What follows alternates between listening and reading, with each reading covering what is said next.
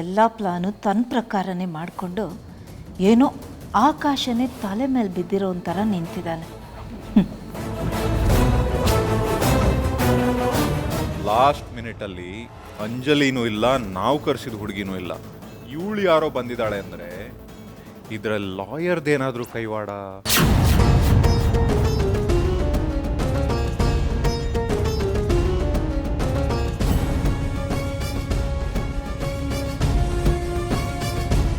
ಈ extra figure ಎಲ್ಲಿಂದ ಬಂತು? ಸರ್ ನಾವು ಹೋಗಬೇಕು. ಹೋಗುವಂತ ಇರೋ ಅಷ್ಟೊಂದು ಅರ್ಜೆಂಟಾ? ಹ್ಞೂ ಮತ್ತೆ ನಂಗೆ ಇಲ್ಲೇನು ಕೆಲಸ? ನಾನು ದುಡ್ಡು ಕೊಡಿ, ನಾನು ಹೋಗ್ತೀನಿ.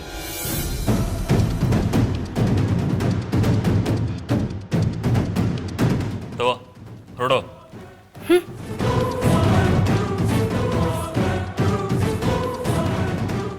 ಕಾವೇರಮ್ಮ, ಯಾಕೆಲ್ಲರೂ ಸೂತ್ಕದ ಮನೇಲಿ ಇರೋರ್ ಥರ ನಿಂತಿದ್ದೀರಾ?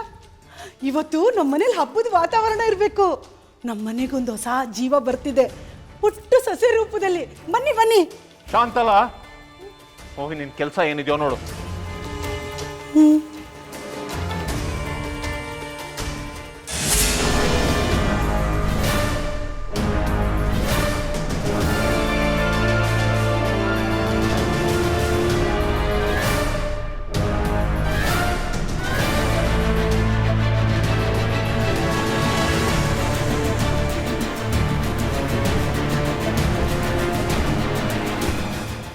ರಾಮ, ನಂಗೆ ಗೊತ್ತು ನೀವೆಲ್ಲ ಸುಸ್ತಾಗಿದ್ದೀರಾ ಅಂತ. ಮನೆ ತುಂಬಿಸ್ಕೊಳ್ಳೋ ಕಾರ್ಯ ಒಂದು ಮುಗಿದು ಬಿಡ್ಲಿ, ಆಮೇಲೆ ಎಲ್ಲರೂ ಊಟ ಮಾಡೋಣ. ಶಾಂತಲಾ, ನಿನ್ಗೊಂಚೂರಾದ್ರೂ ಬುದ್ಧಿ ಇದೆಯಾ? ನಿಮಗ್ ಗೊತ್ತಿಲ್ಲ, ಇದೆಲ್ಲ ಹೆಣ್ಮಕ್ಳ ಶಾಸ್ತ್ರ. ಈ ಟೈಮಲ್ಲಿ ಆ ಶಾಸ್ತ್ರ ಸಂಪ್ರದಾಯ ಬೇಕಾ? ರೀ, ಸುಮ್ಮನೆ ರೇಗ್ಬೇಡ್ರಿ. ಶಾಸ್ತ್ರ ಸಂಪ್ರದಾಯ ಮಾಡಲಿಲ್ಲ ಅಂದ್ರೆ ಈ ಮನೆಗೆ ಅಶುಭ. ಚಂದ್ರ ಬಾ, ನಾವಿಬ್ರು ಮುತ್ತೈದೆಯರು ಸೇರಿ ಅವಳನ್ನ ಮನೆ ತುಂಬಿಸ್ಕೊಳ್ಳೋಣ. ತಗೋ ಆರತಿ ತಟ್ಟೆನ ತಗೋ ಚಂದ್ರ, ನಾನು ಇದನ್ನ ಇಡ್ತೀನಿ, ಬೇಗ ಬಾ.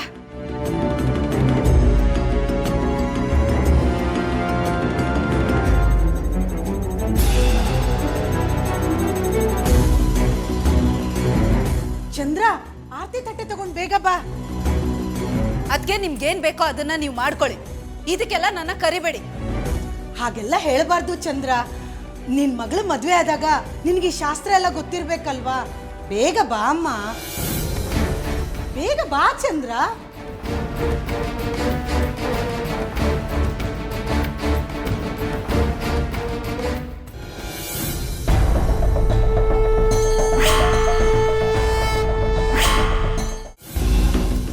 ಅಂಜು, ಮಮ್ಮಿ ಒಂದ್ ನಿಮಿಷ ಬಾ. ಎಲ್ಲಿಗೆ ಬರಬೇಕು? ಮನೆ ಬಂದು ಸೇರ್ಕೊಂಡಿದ್ದಾಳಲ್ಲ, ಅವಳಿಗೊಂದು ಗತಿ ಕಾಣಿಸ್ಬೇಕು. ಅದೆಲ್ಲ ಆಮೇಲೆ ಮಾತಾಡೋಣ, ಈಗ ಬಾಮ್ಮ. ನಾನ್ ಬರಲ್ಲ. ಅಂಜು, ನಿನ್ನ ಒಳ್ಳೇದಕ್ಕೆ ಹೇಳ್ತಾ ಇರೋದು. ನಾನು ನಿನ್ನ ಹತ್ರ ಸ್ವಲ್ಪ ಮಾತಾಡಬೇಕು. ಬಾ ಈ ಕಡೆ. ಅದೇನ್ ಹೇಳ್ಬೇಕು ಇಲ್ಲೇ ಹೇಳ್ಬಿಡಿ.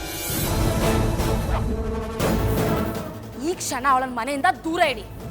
ಅದ್ ಬಿಟ್ಟು ನಾನು ಏನೂ ಕೇಳಲ್ಲ. ಅಂಜು, ನನ್ನ ಮಾತಿಗೆ ಬೆಲೆ ಇದೆ ತಾನೆ?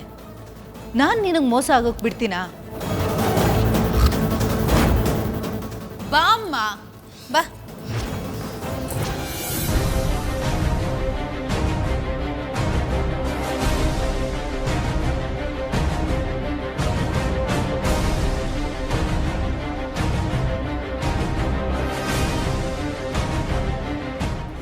ಮಮ್ಮಿ, ನನ್ನ ಯಾಕೆ ಇಲ್ಲಿ ಕರ್ಕೊಂಬಂದ್ರಿ? ನನಗೆ ನ್ಯಾಯ ಸಿಗ್ಬೇಕಾಗಿರೋದು ಅಲ್ಲಿ. ಅವಳನ್ನ ಆಚೆ ಕಳಿಸಿ ಅಂದ್ರೆ ನನ್ನ ಇಲ್ಲೇ ಕರ್ಕೊಂಬಂದಿದ್ದೀರಾ? ಅಂಜು ಪುಟ್ಟ, ಈಗ ಮಾವ ಮಾತಾಡ್ತಾರೆ, ನೀನು ಸಮಾಧಾನವಾಗಿ ಕೇಳಿಸ್ಕೊ. ನೋ, ನಾನು ಯಾರ ಮಾತು ಕೇಳಲ್ಲ. ಮಾತು ಕೇಳಿದಕ್ಕೆ ಸರಿಯಾಗಿ ಮೋಸ ಆಗೋಗಿದೆ.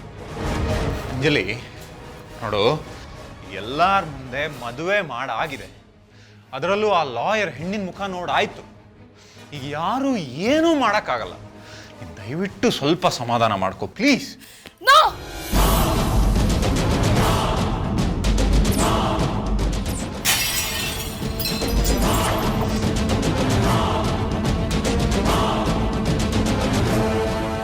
ಇದನ್ನ ಹೇಳಕ್ಕ ಇಲ್ಲಿ ಕರ್ಕೊಂಡ್ಬಂದಿದ್ದು?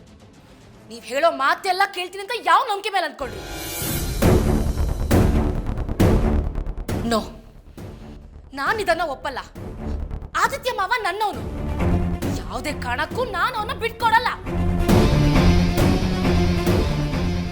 ಮರಿ ಅಂಜು, ನಮ್ಮ ಮಾತು ಕೇಳು. ಈ ಟೈಮಲ್ಲಿ ನೀನು ಸಮಾಧಾನ ತಂದ್ಕೊಳ್ದೆ ಹೋದ್ರೆ ಇಲ್ಲೆಲ್ಲಾರ್ಗೂ ತುಂಬಾ ದೊಡ್ಡ ಅಪಾಯ ಇದೆ. ಮಾವ, ಯಾರಿಗೇನ್ ಅಪಾಯ ಆದ್ರೂ ನಾನ್ ಕೇರ್ ಮಾಡಲ್ಲ. ನನ್ ಪ್ರಾಣ ಹೋದ್ರೂ ನಾನು ಆದಿತ್ಯ ಮಾವನ್ನ ಬಿಡಲ್ಲ. ನನ್ನ ಬಿಟ್ಬಿಡಿ. ನಿನ್ನ ಪ್ರಾಣಕ್ಕೆ ಅಪಾಯ ಇದೆ ಅಂತಾನೆ ಕಣಮ್ಮ ನಾವು ಹೀಗೆ ಮಾಡಿರೋದು.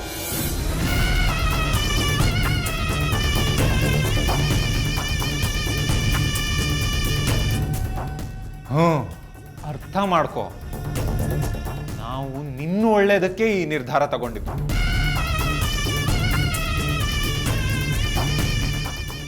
ನಿನ್ನ ಪ್ರಾಣ ಉಳ್ಸಕ್ಕೆ ಅಂತಾನೆ ನಿನ್ನ ಆದಿತ್ಯನ ಮದುವೆ ಅವಾಯ್ಡ್ ಮಾಡಿದ್ದು. ಒಂದು ವೇಳೆ ನೀನು ಆದಿತ್ಯನ ಹತ್ರ ತಾಳಿ ಕಟ್ಟಿಸ್ಕೊಂಡಿದ್ರೆ ಇನ್ನು 3 ತಿಂಗಳಲ್ಲಿ ನಿನ್ನ ಸಾವಾಗ್ತಿತ್ತು. ಮಾವ, ಹೌದಮ್ಮ, ಆದಿತ್ಯನ ಜಾತಕದ ಪ್ರಕಾರ ಅವನ ಮೊದಲನೇ ಹೆಂಡತಿ ಆಯಸ್ಸು ಬರೀ 3 ತಿಂಗಳಂತೆ. ಅದು ಗೊತ್ತಿದ್ದು ನಾವು ನಮ್ಮನೆ ಹುಡುಗಿ ಪ್ರಾಣ ಬಲಿ ಕೊಡ್ಬೇಕಾ ಹೇಳು?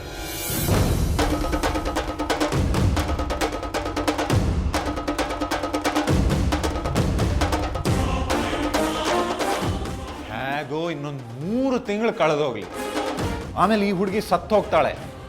ಆಮೇಲೆ ನೀನೇ ಆದಿತ್ಯನ ಹೆಂಡತಿ. ಹೌದು ಪುಟ್ಟ, ಇದನ್ನ ಹೇಳೋಕೆ ಅಂತಾನೆ ನಿನ್ನನ್ನು ಇಲ್ಲಿ ಕರ್ಕೊಂಡು ಬಂದಿದ್ದು.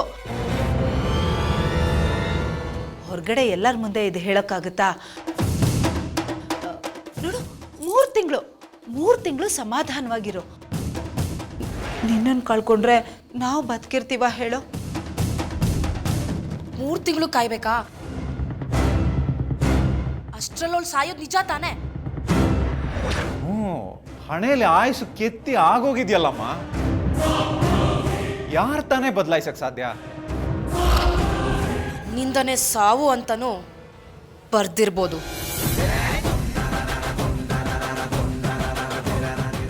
ಸರಿ, 3 ತಿಂಗಳು ಕಾಯ್ತೀನಿ. ಒಂದು ವೇಳೆ 3 ತಿಂಗಳಲ್ಲಿ ಅವಳ ಕತೆ ಮುಗಿಲಿಲ್ಲ ಅಂದ್ರೆ ನಾನೇ ಮುಗಿಸ್ಬೇಕಾಗತ್ತೆ.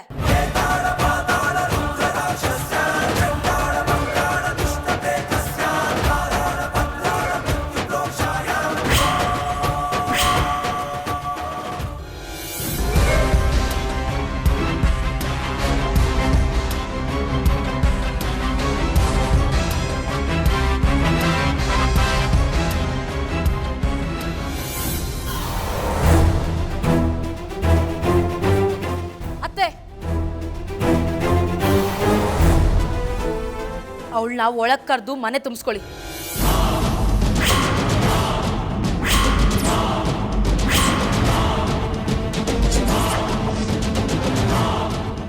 ಮಮ್ಮಿ, ನೀನು ಅತ್ತೆ ಅವಳನ್ನ ಒಳಗ್ ಕರ್ಕೊಳ್ಳಿ.